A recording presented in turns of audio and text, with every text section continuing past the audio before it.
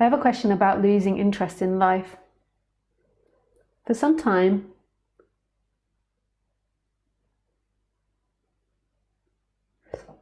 I was thinking it was a natural thing that comes with non-duality. Then I thought maybe I am just trying to escape the life, just explaining it with non-duality. Now I have discovered that there is a lot of numbness in me, probably trying to avoid pain this way. So I wonder if I have lost the interest of life because I don't feel my inner interest due to numbness, or what is actually,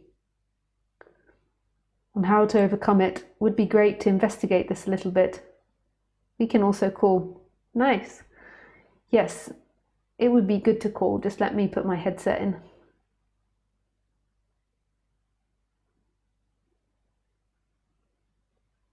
Okay, Laura, you can call now. Hey, Laura. Hey. Hey. Thanks for calling. Oh, Oh, thank you no. for. Yeah, I actually thought you were someone else, but you are a yoga teacher. Like Did you? there was another lady that came to the talks in Goa who really looks like you as Oh, well, who really? also taught yoga, but maybe you were ill on those days that she came, and I thought you Oh, were wow. her, but Oh, okay. it's you. Yeah. Nice to see you. Yeah. Nice to talk to you. Are you still in India? No, I'm back home in Estonia. Oh, Yeah. nice. For a month now already. Yeah. Yeah. Um, So let's go back. I forgot what it was that you said. Oh yeah, yeah. about numbness. Yeah. Yeah, you can read it again. Oh, Yeah. okay, wait. Yeah, so you were talking about numbness. So what's your intuition? Is your intuition that you think that you've got numbness? If you're feeling like life is pointless, then I would assume, or that life's got no meaning, if that's what you're thinking, and not Yeah, in a that's. joyful way, not with not like as a joy that you're expressing to another person. If it's an internal monologue, then it means that there's a disbalance somewhere. Yeah. I think it just comes from this thing that at some point I discovered that I'm doing a lot of things out of fear, just to avoid loneliness. Yeah. So I kind of stopped doing those things. I was just like more trying to be really listen what I actually want to do, and stop doing many things just because of fear. Yeah. And then what happened? I kind of became more silent, but I also lost a lot of interest. Yeah. So that the same thing happened. That not like everything seems kind of pointless except waking up. Yeah. That's the only thing that interests me. I think I can say it that way.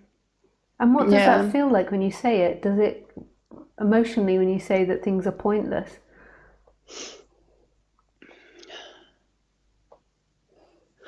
I'm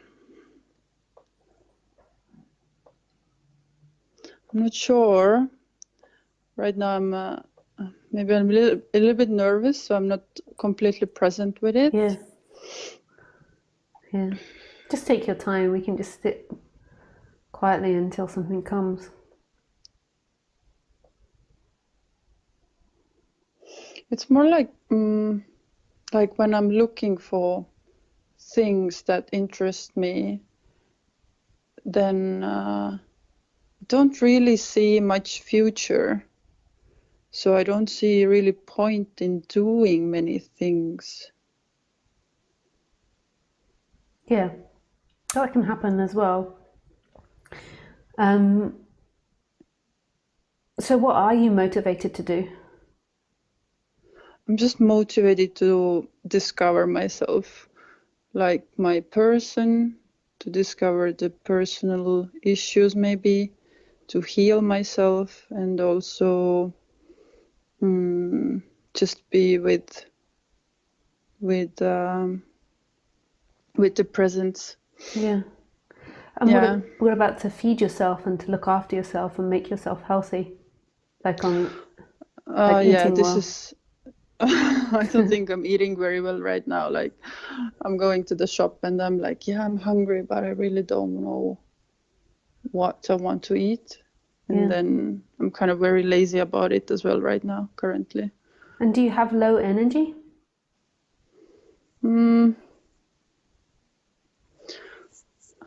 I don't think I really have low energy, but I'm also not really putting it anywhere. Yeah. I can just sit at home all day, not even going out maybe. Or Yeah. I mean, then I go out and then it feels nice as well. And I still do things. I mean, I'm not like alone. I meet people like friends, and I go to some events like yeah, a little bit social events and things like this. And you go to So work?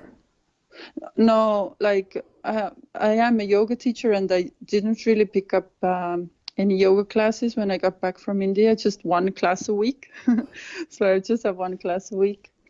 Yeah, I just don't feel that I have this interest to do yoga classes right now either. It's like kind of takes too much energy for this active energy. I kind of don't have this active energy, you know. I feel like really being just in the flow or in some kind of passive mode, more like. So the active energy is quite down. Yeah. And what does your body feel like?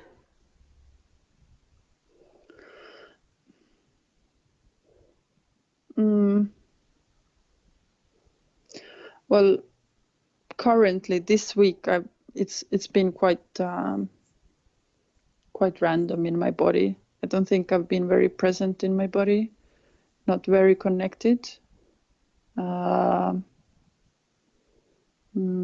There are some moments when I'm just really in this kind of bliss mode and everything is just so nice and everything, and I don't need to do anything. Yeah. And I'm very, very open to just being, but not now.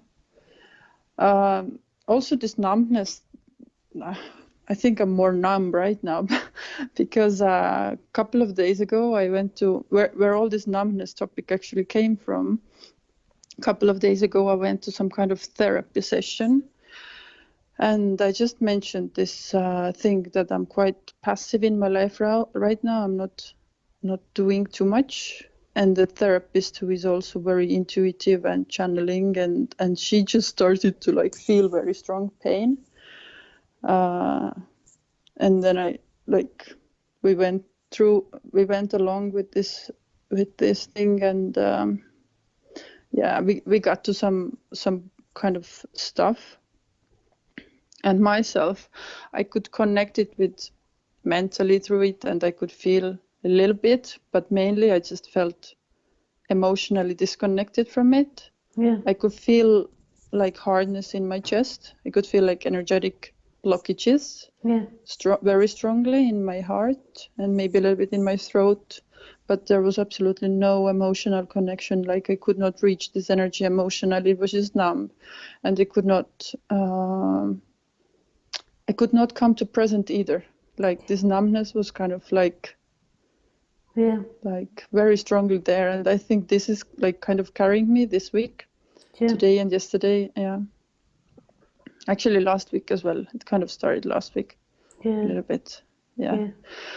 So kind of many things here. Yeah, that's why the numbness came to me, and I was just thinking like I was not really able to accept this numbness, or like just see it from the side and like really be with it, or it kind of doesn't allow me to become present. Yeah. So just put your hand on your solar plexus.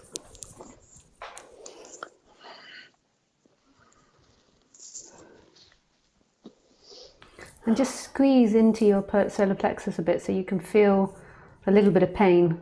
Like, okay, I'll just show you what I'm doing. So I'm just putting my thumb in the solar plexus. It might be hard to see.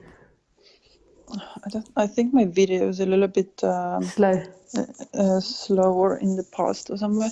Yeah, yeah. So you'll see it in a few minutes. So just put your thumb into the solar plexus and hold it. What does that feel uncomfortable? There is one point there which is uncomfortable, yeah. So just feel that. Yeah. And I just want you to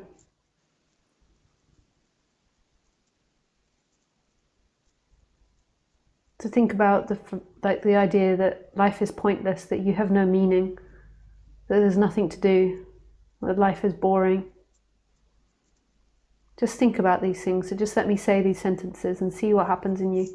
That you're stuck, that it's always going to be boring, that you're bored, that it's pointless, hopeless, there's nothing you can do, you don't want anything, you'd like to die. What's the point?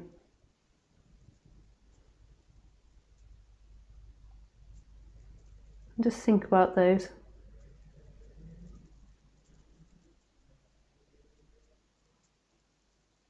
And then I'm going to say the opposite in that chakra. So the opposite is that you can do things, that you're in control, that good things will happen, that life has point, life has meaning, that you feel connected, you feel like you can do things, that everything will work out. Which one feels more true to you there? The first one felt more emotional, like there was some sadness. Yeah. The other one was just a little bit more uplifting. Yeah. Like, yeah, I felt aliveness. Yeah. Your chakra, yeah, you've got your chakras in the negative in the solar plexus. So that's why things feel like they're pointless and you can't find what you want to do. Because how can you find what you want to do if there's a feeling in your body like everything is pointless or hopeless, but you're not conscious of those thoughts? It just manifests as in not being able to make choices or have direction. It's like it manifests in a feeling of being lost or feeling that everything's boring or without point. So let's go back. So carry on squeezing it and let's go back to the negative. So now you try saying the negative of the solar plexus and see what happens in you. Do you remember what it was? Yeah, life is pointless. There's nothing to do. Nothing is interesting. There's no point of life.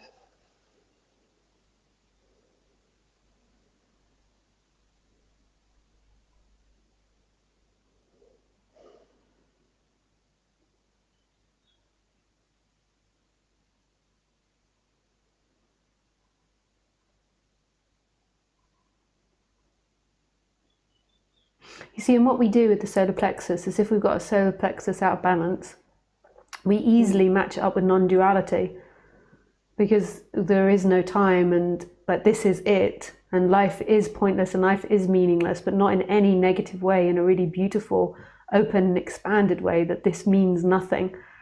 Like it's really freeing and beautiful. But what happens is we listen to the non-dual message and then we identify from that solar plexus point and we validate our deep fears. So this solar plexus will have been out of balance most of your life and you'll have a tendency towards that. It also can feel very angry. Do you get a lot of anger or frustration? Can't really say anger, but yeah, frustrated or not very content with some things, people. What do you get frustrated about? Because frustration is also the solar plexus. It's like an inability to express your anger in a correct way. So rather than turning anger and frustration into action, which is what the solar plexus is, and to power, it comes out as a flatness or a dullness or a repressed frustration that just stays stuck in the belly, or a numbness. So what did you ask exactly? So how does the frustration manifest? Do you get frustrated doing little things? Yeah, sometimes I get frustrated at how people are with me, like why they don't do like I want them to do or something like this. But Yeah. So the solar then plexus is also about control. So people are very uncontrollable. So yeah, they are. yeah, so if you've got a dislike, so the solar plexus, like in its negative, it also wants to control everything. Like in its positive, it's this feeling of like you're in control, but not in a very restricted way, in an open way. Like so on the human level, it makes you feel out of control. Humans, so there's frustration. Yeah. Even this, so even my conversation with you about this will have a flavor of being pointless or not touching anything, because it sounds a little bit. Yeah, because it will be from that perspective. So it's one of the hardest ones out of balance, because when the solar plexus is out of balance, it doesn't have any interest in this, and it feels too much. It feels too weighty. It feels like too much effort. Yeah. So it often doesn't have the motivation to change itself. But what can I do to change it? Do you want to? That's the first question. What do you want? And then it's like it's hard because you're not sure.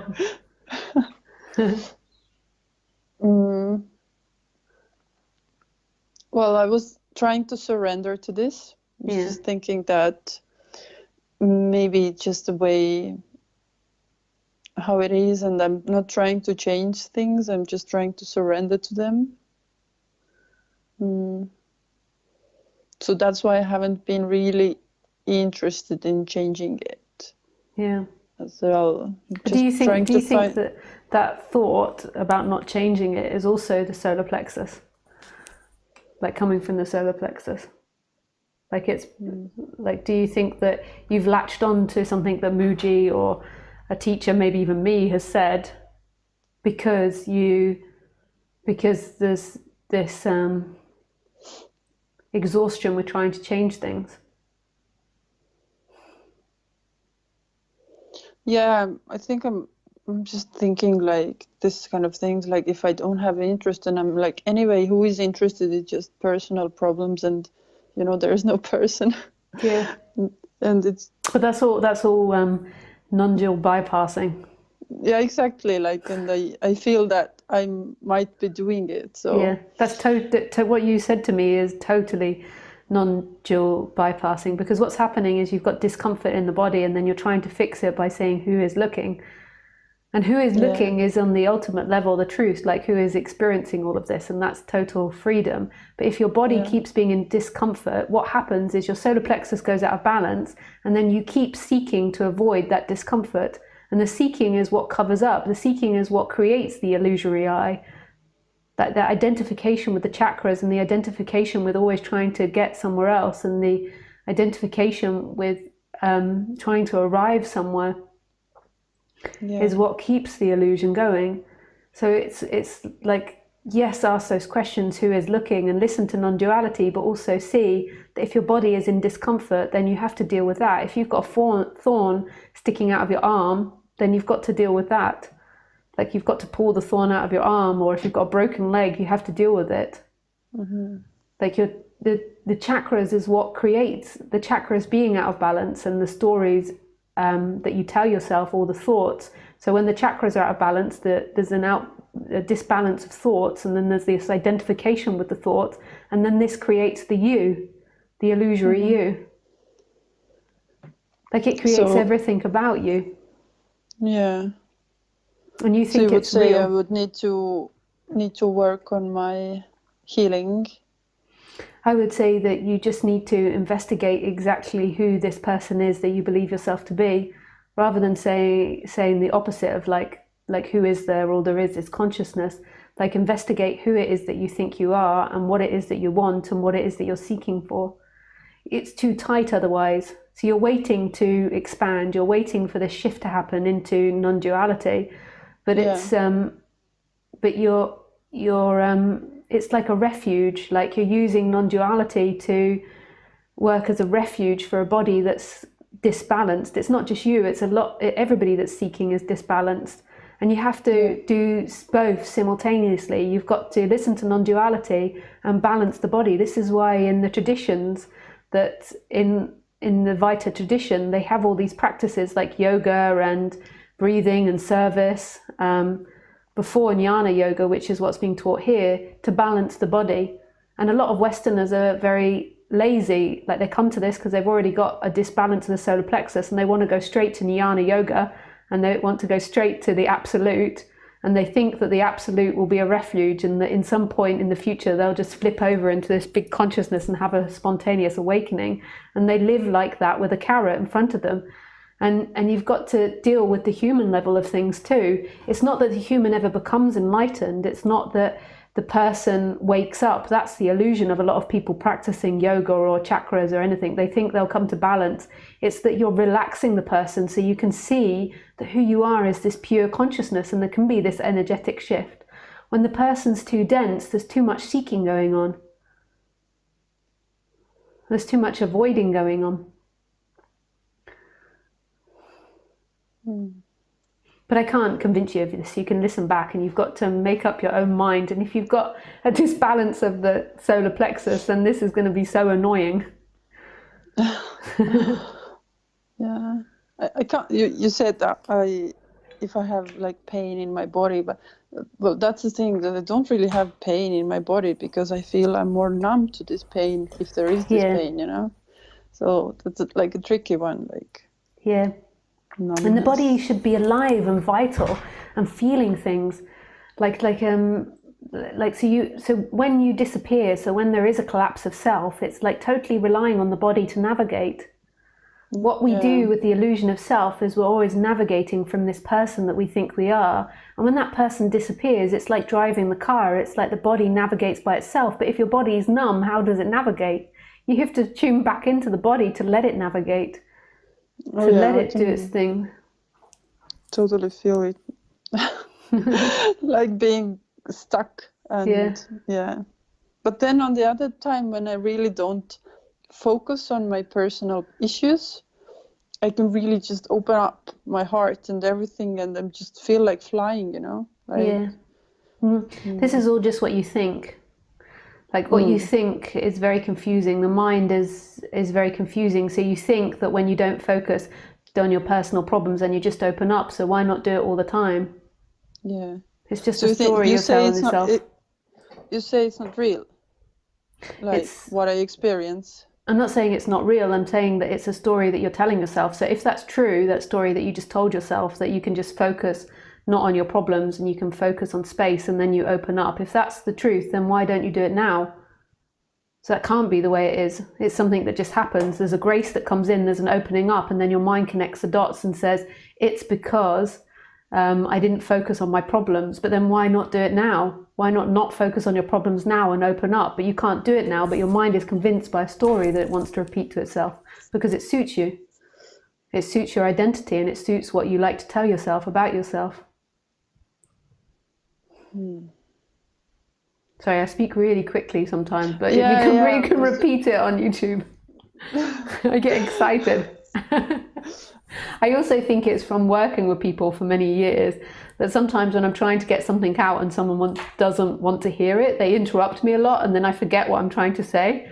So it's like, so when I get my opportunity, I'm like, and I'm like a bulldozer. I really go for it quickly. Yeah. Yeah. Nice. But maybe that's enough for today. But that's really beautiful that you said all this, and don't take what I say as fact. Just be open to it. Just be open to exploration. So listen to it back and just see if anything touches and see if it has an influence. And if not, then just discard it. It's not that what I say is fact or what another person says is fact. There is no fact. But some things can have a profound effect which changes the apparent cause and effect and changes the way the body does things. Yeah. All right. Thank you, Lisa, very much. Yeah, with pleasure. Thank you. All right.